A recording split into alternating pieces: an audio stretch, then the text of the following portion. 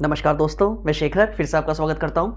और आज की क्लास में हम भारत सरकार के जो आगामी लक्ष्य हैं कि मतलब हमने क्या क्या टारगेट लिए हुए हैं 2023 में, हमें कौन सी योजना को कंप्लीट करना है, 2024, 25, 26 ऐसे बहुत लंबे लंबे हमने टारगेट लिए हुए हैं। तो आज हम उनको पढ़ेंगे कि किस साल में कौन सी योजनाओं को कंप्लीट करने का जो हमने टारगेट रखा है वो। तो ये एग्जाम्स के लिए बहुत इंपॉर्टेंट चीज़ें होती हैं, इनकी डिटेल्स भी पढ़ेंगे और जो टारगेट ईयर है हमारा कि किस साल तक पूरा करना है उसे भी पढ़ेंगे। तो शुरुआत करते हैं पहले 2023 कि जो टारगेट हमें अचीव करने हैं 2023 में, 2023 में पहले उनको पढ़ते हैं। तो 2023 का जो पहला टारगेट हमने अचीव करना है वो है ब्रॉडगेज रूट का 100%, 100% इलेक्ट्रिफिकेशन मतलब विद्युतीकरण। अच्छा, ब्रॉडगेज रूट क्या होता है? जो ट्रेन की पटरियां होती हैं भारत में सबसे पहले जो रेलवे लाइन बिछाई गई थी वो अंग्रेजों के समय बिछाई गई थी, लेकिन उन जो रेल की पटरियां, दो पटरियां होती हैं, उनके बीच का गैप उस टाइम पे बहुत कम था, तो उन्हें कहा जाता है नैरो गेज। अब सिंपल है, अगर गैप कम है तो ट्रेन का जो आकार है वो भी छोटा होगा, लेकिन आजकल तो ट्रेनें बहुत बड़ी होती हैं तो उनका साइज बढ़ाया जाता है। तो उस जमाने में बिछाई गई थी नैरो गेज। आज के टाइम पे जो ट्रेन्स चलती हैं वो चलती हैं ब्रॉड गेज में। अच्छा, इनके बीच की दूरी कितनी होती है? वैसे एग्जाम के लिए जरूरी होता नहीं है, लेकिन फिर भी पता होना चाहिए। अगर बात आए नैरो गेज की, शुरुआत की जो ट्रेन थी, तो नैरो गेज में जो दो रेल की पटरियां हैं उनके बीच का गैप होता था 0.76 मीटर। तो ये है नैरो गेज में। और आजकल जो ब्रॉड गेज ट्रेन है इनके बीच का गैप, दो रेल की जो पटरियां हैं इनके बीच का गैप होता है 1.67 मीटर। तो आजकल चलती है ब्रॉड गेज, जिनके बीच की दूरी है ये। तो ब्रॉड गेज जो रूट है उसमें हमने टारगेट लिया है कि 2023 तक सब लाइनों का इलेक्ट्रिफिकेशन हो जाएगा, मतलब विद्युत की जो ट्रेन है वो ही चला करेंगी। जो डीजल पर हम डिपेंड करते हैं रेल के लिए, इसे कम कर दिया जाएगा, क्योंकि डीजल हो है तो एक तो विदेशों से मंगवाना पड़ता है, प्लस पोल्यूशन भी बहुत होता है, तो इसलिए 100% विद्युतीकरण का लक्ष्य रखा है 2023 तक। नेक्स्ट है उत्तर पूर्वी राज्यों की राजधानियां। अच्छा, उत्तर पूर्वी भारत में जो हमारे 7 राज्य हैं और प्लस सिक्किम भी, ठीक, वैसे सिक्किम को नहीं इंक्लूड करेंगे, उत्तर पूर्वी भारत को इंक्लूड करेंगे। तो उत्तर पूर्वी भारत में जो हमारे 7 राज्य हैं उनकी राजधानियों को रेल लाइन से कनेक्ट कर देना, रेलवे तक, क्योंकि अभी तक वहां सब राजधानियों में रेलवे लाइन नहीं पहुंची है।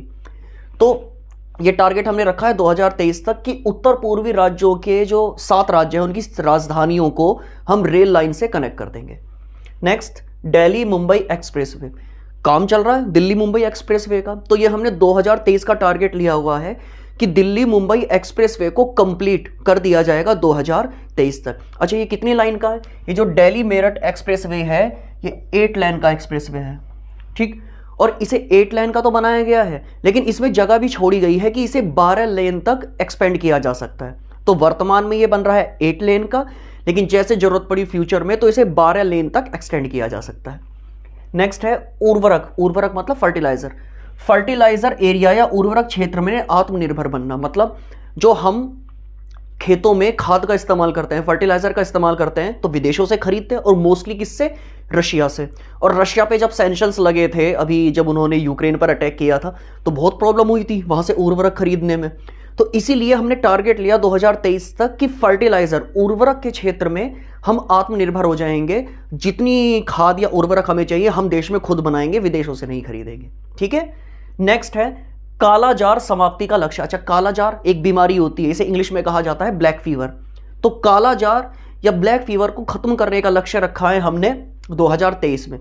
कमाल की बात यह है, WTO ने इसे पूरी दुनिया से खत्म करने का लक्ष्य रखा है 2030 तक, लेकिन हमने टारगेट लिया है 2023 तक। अच्छा, कालाजार ये किस चीज से होता है? जैसे सिंपल कोविड है, ये वायरस से बीमारी होती है, तो ये जो कालाजार है ये होता है पैरासाइट से। पैरासाइट, इसे हिंदी में क्या कहा जाता है? परजीवी। तो ये कालाजार बीमारी परजीवी या फिर पैरासाइट से होती है, और इसे हमने खत्म करने का लक्ष्य रखा है 2023 तक। क्लियर? अब बात करते हैं 2024 कि 2024 में हमने क्या क्या टारगेट लिए हैं और कौन से हमें अचीव करने हैं 2024 के अंत तक। पहला है सबके लिए आवास, सबके लिए घर या सबके लिए आवास।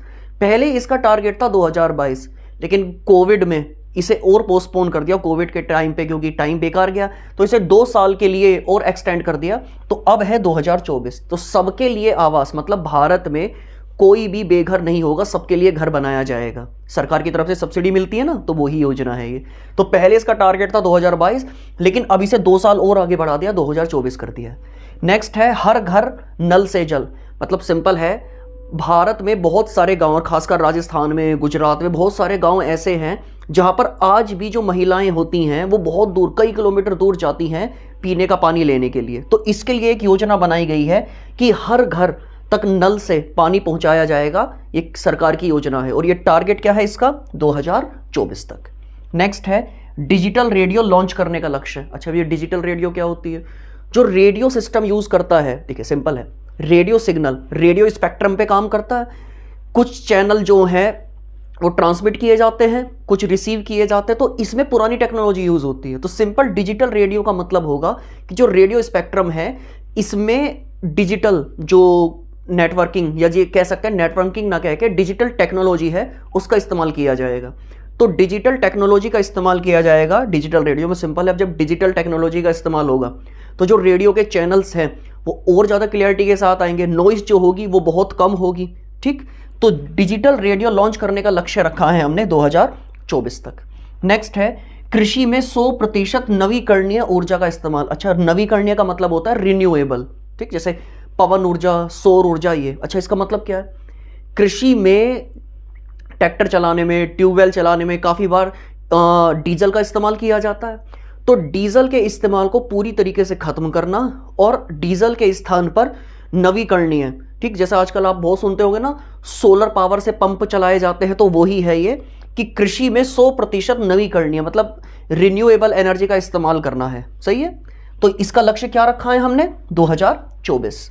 नेक्स्ट है सड़क दुर्घटनाओं में होने वाली जो मौतें हैं, ठीक, जो डेथ होती है रोड एक्सीडेंट में, उनको 50% तक कम करना है। और ये हमने टारगेट रखा है 2024 तक।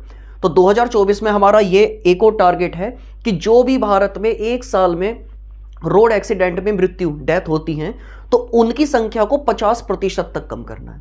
तो ये हमारे लक्ष्य हैं 2024 के। नेक्स्ट है 2025।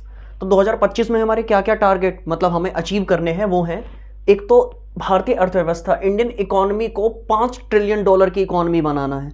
वर्तमान में हमारी इकोनॉमी $3 ट्रिलियन को पार कर चुकी है और टारगेट है 2025 तक $5 ट्रिलियन। अच्छा, काफ़ी बार ना क्वेश्चन आता है, भारतीय अर्थव्यवस्था को $5 ट्रिलियन की अर्थव्यवस्था बनाने का लक्ष्य रखा है 2023-24, 2024-25, 2025-26, 2026-27। तो अब यहाँ अगर ऐसे पूछा जाएगा तो क्या आंसर आएगा? 25 पूछा है तो ये है ही, वरना अगर ये नहीं पूछा जाएगा इंडियन इकोनॉमी में और ऑप्शन हो तो आप चूज करेंगे 2024-25। ठीक है, तो 2025 है, वरना ऐसे ना दिया हो तो 2024-25 जो होगा वो आप चूज करेंगे। नेक्स्ट है भारत को टीबी मतलब ट्यूबरक्लोसिस, जो टीबी की बीमारी होती है, इससे मुक्त करना है। भारत से टीबी को बिल्कुल खत्म करना है। और WTO ने इसका लक्ष्य लिया है 2030, लेकिन हमने टारगेट लिया है 2025 की भारत से हम टीबी नामक बीमारी को, जो यक्ष्मा इस बीमारी को भी कहा जाता है, तो यक्ष्मा या ट्यूबरक्लोसिस को हम 2025 तक भारत से बिल्कुल खत्म कर देंगे। नेक्स्ट है 2025 तक इस सभी गांवों में जो ऑप्टिकल फाइबर केबल है ये बिछा दी जाएगी। फाइबर केबल इंटरनेट के लिए इस्तेमाल में होती है ना, तो फाइबर केबल के थ्रू हर गांव तक इंटरनेट पहुंचा दिया जाएगा और ये हमारा टारगेट है 2025 तक। नेक्स्ट 2025 का नेक्स्ट टारगेट है पेट्रोल में 20% एथेनॉल। अच्छा, भारत ने 2022 में 10% एथेनॉल को पेट्रोल में मिलाने का लक्ष्य पूरा कर लिया है। अच्छा, एथेनॉल, मेथेनॉल, गन्ना होता है, तो गन्ने का जब रस निकलता है तो उससे ही मेथेनॉल, एथेनॉल, शराब भी तो इसी से बनती है, तो मेथेनॉल, एथेनॉल बनता है।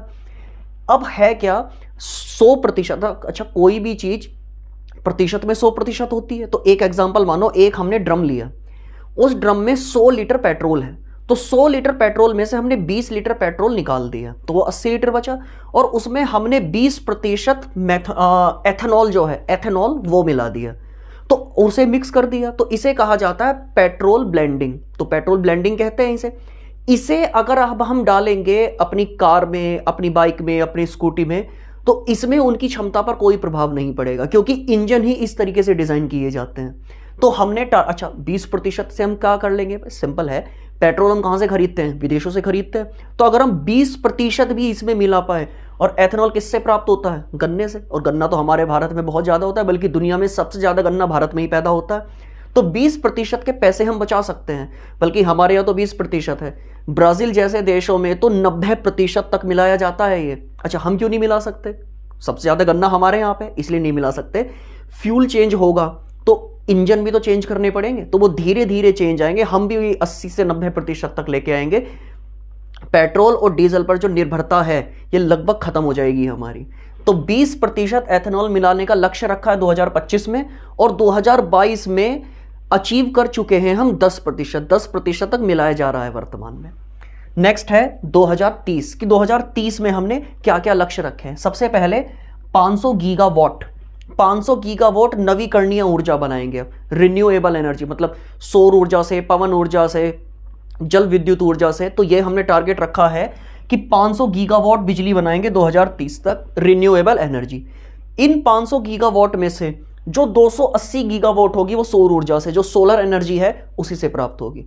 तो टारगेट है 2030 तक 500 गीगावाट का रिन्यूएबल एनर्जी, मतलब नवीकरणीय ऊर्जा बनाएंगे, और 500 गीगावाट में से 280 तो केवल सौर ऊर्जा से प्राप्त करेंगे।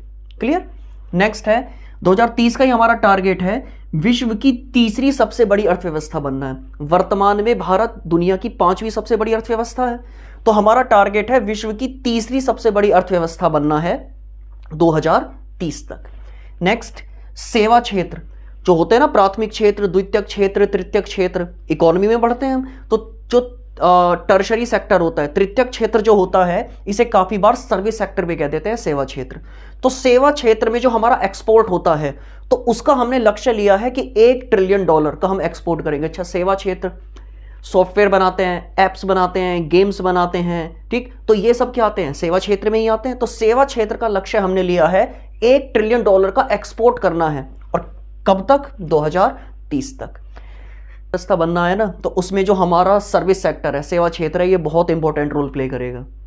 नेक्स्ट है कुल कार्बन उत्सर्जन, जो कार्बन इमिशन होता है, सिंपल है, कार्बन को हम किसी भी रूप से इमिशन कर रहे हैं, चाहे हम सांस ले रहे हैं, CO2 कार्बन डाइऑक्साइड, पोल्यूशन में भी कार्बन होता है, तो कार्बन इमिशन में 1 अरब टन की कमी लानी है। अच्छा कमी कैसे ला देंगे, क्या हम सांस लेना बंद कर देंगे, या हम सांस में से कार्बन डाइऑक्साइड नहीं छोड़ेंगे, हम तो छोड़ेंगे ही छोड़ेंगे। लेकिन अगर हम पेट्रोल डीजल के जो वाहन चलते हैं, इनकी जगह जो इलेक्ट्रिक वाहन हैं उनका इस्तेमाल करने लगे, रेलवे में मैंने बताया था ना कि रेलवे में को भी इलेक्ट्रीफाइड कर दिया जाएगा, तो इसी तरीके से जो पोल्यूशन होता है उसमें अगर हम कमी ला दें, तो ये कमी, मतलब ये हम टारगेट ले सकते हैं।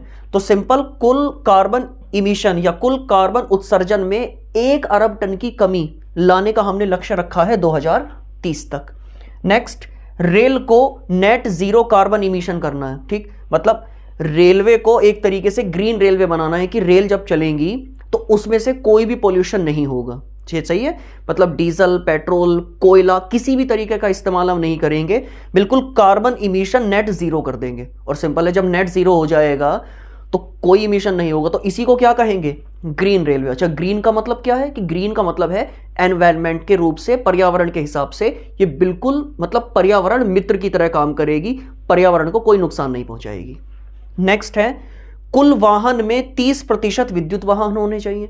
अगर ये हमें अचीव करना है तो गाड़ियों में जो पेट्रोल और डीजल और CNG डालते हैं, इनसे भी तो पोल्यूशन निकलता है। तो हमारा टारगेट है 2030 तक जो भी भारत में गाड़ियां होंगी तो उसकी 30% जो होगी वो इलेक्ट्रिक जो कार हैं वे होगी। इलेक्ट्रिक कार हो चाहे स्कूटी हो, मतलब 2 व्हीलर हो चाहे कार हो, तो इनमें हमारा टारगेट है 30% तक विद्युत वाहन होंगे 2030 तक। नेक्स्ट, मलेरिया को भारत से बिल्कुल खत्म करना है, मलेरिया को भारत से बिल्कुल खत्म करना है, और यह टारगेट है 2030 तक। और लास्ट, HIV या एड्स, इसे भी भारत से बिल्कुल खत्म करना है 2030 तक। तो 2025 के और 2030 के ये हमारे लक्ष्य हैं। नेक्स्ट है 2047 तो 2047 में हमारा पहला लक्ष्य है भारत को ऊर्जा स्वतंत्र बनाने का लक्ष्य। ऊर्जा स्वतंत्र बनने का मतलब है कि हमारे पास एनर्जी की कभी कमी नहीं होगी, हमारे पास इतनी एनर्जी आ जाएगी, ठीक है, जैसे एनर्जी मतलब विद्युत। तो हमारे पास इतनी सारी विद्युत जो हम जनरेट कर लेंगे 2047 तक कि हमें कभी कोई जरूरत नहीं पड़ेगी, कभी लाइट नहीं भागेगी उसके बाद में। तो ऊर्जा स्वतंत्र बन जाएगा भारत 2047 तक। 2047 में हमारा दूसरा लक्ष्य है HFC, हाइड्रोफ्लोरोकार्बन। आपने सुना होगा ना CFC, क्लोरोफ्लोरोकार्बन, तो ये उसमें अब है HFC। तो HFC, अच्छा AC और फ्रिज, जो भी ठंडा करने वाली चीजें लाइक AC और फ्रिज, इनमें से जो गैस निकलती है उसे कहा जाता है HFC। पहले निकलती थी CFC, अब है HFC, हाइड्रोफ्लोरोकार्बन। तो ये, अच्छा ये गैस किसको नुकसान पहुंचाती है? ओजोन लेयर को। अगर अंतरिक्ष जो स्पेस में हमारी ओजोन लेयर है अगर वो खत्म हो गई तो जो अल्ट्रावायलेट रेज है, पराबैंगनी किरणें हैं, वो पृथ्वी पर आएंगी और हम सबको, क्योंकि अल्ट्रावायलेट पराबैंगनी किरणों की ऊर्जा इतनी ज्यादा होती है कि वो हमारे सेल, हमारी कोशिकाओं पर गिरेंगे तो हमारी कोशिकाएं मरने लगेंगी, जिससे स्किन कैंसर बीमारी हो जाएगी। तो इस गैस के उपयोग को कम करना है, तो हमने टारगेट लिया है कि इस गैस के उपयोग में हम 80% तक की कमी कर देंगे। और कब तक? 2047 तक। क्लियर? और HFC किसे नुकसान पहुंचाती है? ओजोन लेयर को। और ओजोन किस लिए हमें जरूरी है? क्योंकि वो सूर्य से आने वाली पराबैंगनी किरणों को पृथ्वी पर आने से रोकती है, और अगर वो किरणें आ गई तो क्या होगा? हमें स्किन कैंसर होगा। ठीक। 2050 में स्पेशली मुंबई, तो मुंबई में नेट जीरो कार्बन इमिशन हो जाएगा। मतलब मुंबई शहर ऐसा हो जाएगा कि जहां से कुछ भी कार्बन इमिशन नहीं होगा। अच्छा, ऐसा कैसे हो सकता है? क्या मुंबई में कोई लोग नहीं रहेंगे? भाई सिंपल है, अगर लोग रहेंगे तो सांसों के माध्यम से वो कार्बन डाइऑक्साइड छोड़ेंगे। तो क्या 2047 के बाद जो मुंबई के लोग होंगे वो सांसों में ऑक्सीजन निकाल लेंगे बाहर, कार्बन डाइऑक्साइड नहीं निकालेंगे? अरे निकालेंगे, CO2 ही निकलेगी, कार्बन डाइऑक्साइड। लेकिन मतलब क्या है कि पोल्यूशन और गाड़ियों का पोल्यूशन लगभग खत्म हो जाएगा। ये मान के चलो कि जितनी कार्बन इमिशन करेंगे उससे ज्यादा ये क्या करेंगे? ऑक्सीजन जनरेट कर देंगे पेड़ों के द्वारा। तो इतने सारे पेड़ लगाए जाएंगे कि हम ऑक्सीजन ज्यादा जनरेट कर देंगे। और तो सिंपल है, अगर ऑक्सीजन ज्यादा जनरेट हो गई तो जो भी हम सांस छोड़ेंगे CO2, भाई सिंपल है, CO2 पेड़ों के लिए जरूरी होता है। तो एक तरीके से कार्बन इमिशन जीरो हो जाएगा। क्यों? क्योंकि हम ऑक्सीजन की मात्रा को बहुत ज्यादा बढ़ा देंगे मुंबई में। मतलब ये लिया है टारगेट। तो मुंबई में नेट जीरो कार्बन इमिशन हो जाएगा। मतलब जितना कार्बन हम छोड़ रहे हैं उससे ज्यादा हम ऑक्सीजन को जनरेट कर देंगे। और यही टारगेट लिया है 2070 तक कंप्लीट इंडिया में, कि भारत में नेट जीरो कार्बन इमिशन बन जाएगा भारत 2070 तक। कि मतलब हम इतनी कार्बन डाइऑक्साइड या कार्बन नहीं इमिट करेंगे, कार्बन नहीं छोड़ेंगे, जितनी हम ऑक्सीजन जनरेट कर देंगे। तो ये हमारी भारत सरकार के लक्ष्य हैं जिन्हें हमें अलग अलग सालों तक अचीव करना है, और ये हमने सभी पढ़ लिए। और ये सभी प्रकार के एग्जाम में बहुत इंपॉर्टेंट होते हैं। तो मिलते हैं ऐसे इंटरेस्टिंग टॉपिक के साथ नेक्स्ट सेशन में। धन्यवाद।